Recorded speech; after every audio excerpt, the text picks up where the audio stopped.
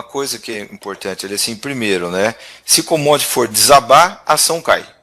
Se for subir, a ação vai subir. Então, se você fixar o que vai acontecer, está dado o que acontece com a ação. Mas aí a gente começa a analisar probabilidades, né? Quando você olha a história do mundo, o consumo, ele é razoavelmente endêmico, previsível, ele é mais tranquilo, porque as pessoas comendo, construindo casa, né, usando aço, construindo a infraestrutura, usando papel, caixa de papelão, e aí segue. Então, você tem aquele gráficozinho, né, que oscila um pouquinho, mas sempre crescente. Eventualmente, por alguma razão abrupta, o consumo ele some um pouco, depois ele volta, ele tem uma recuperação em V rapidinho. Né? Covid foi isso. Né? Sumiu um pouco, já voltou com tudo. Então o consumo não é muito problema para você estimar quanto que vai ser a demanda por commodities. Meio que está dado, é populacional, demográfico e tal. E quando você fica analisando as grandes variações de preço em commodities, porque qual que é o problema do minério? Quando ele saiu de $150 para 30, a queda do petróleo de $140 para 40. Né? O que causa isso? Por que o petróleo saiu de $140 para 40? Essa é a pergunta. Por quê? O mundo parou nesse momento de consumir petróleo? Não. Aumentou. O que faz as grandes variações no preço das commodities? Oferta.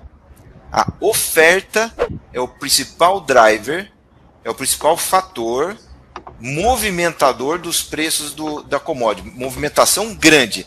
10% para cá, para lá é volatilidade de futuros e tal. Aí o seguinte, oferta. Para a oferta de commodity vir com força, as empresas precisam fazer capex. Então a Petrobras precisa achar petróleo para caramba, precisa investir. Né? Se a gente olhar em petróleo, a Exxon, Chevron, Total, a Shell, a Petro, tem que colocar muitos bilhões e bilhões de dólares em prospecção para achar muito mais petróleo e essa oferta vir com força no mercado. Mesma coisa no minério. Então a Vale, a BHP, Rio Tinto. E quando você analisa as empresas de commodities de forma geral, lista para mim quais são as empresas de commodities no mundo hoje relevantes que estão com projetos multibilionários em aumento de produção. Não tem. Não tem por duas razões. Primeiro, não querem. Que elas estão faz 10 anos que passaram um apertado danado aí com o preço de commodity.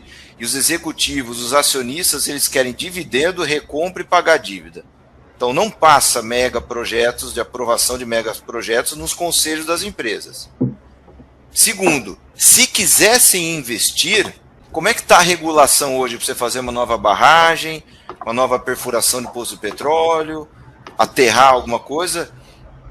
O ESG, ou o Green Economy, não está deixando esses caras investir. Pelo contrário, você vai nos conselhos de empresas americanas, eles estão sendo obrigados a desinvestir. Então eu queria entender muito o que vai acontecer com o mundo que não para de aumentar a população e os caras não param de fazer casa, carro. O carro do Elon Musk, o Tesla, é aço, é cobre, é cobalto, usa. Quem que vai fornecer matéria-prima para um mundo que não parou por um segundo de aumentar a demanda? Não, eu até te respondo, Breda. O que está acontecendo no mundo hoje é que está tendo alguns bens substitutos, né? O que fez o preço do petróleo cair também foi a grande produção de shale gas lá nos Estados Unidos.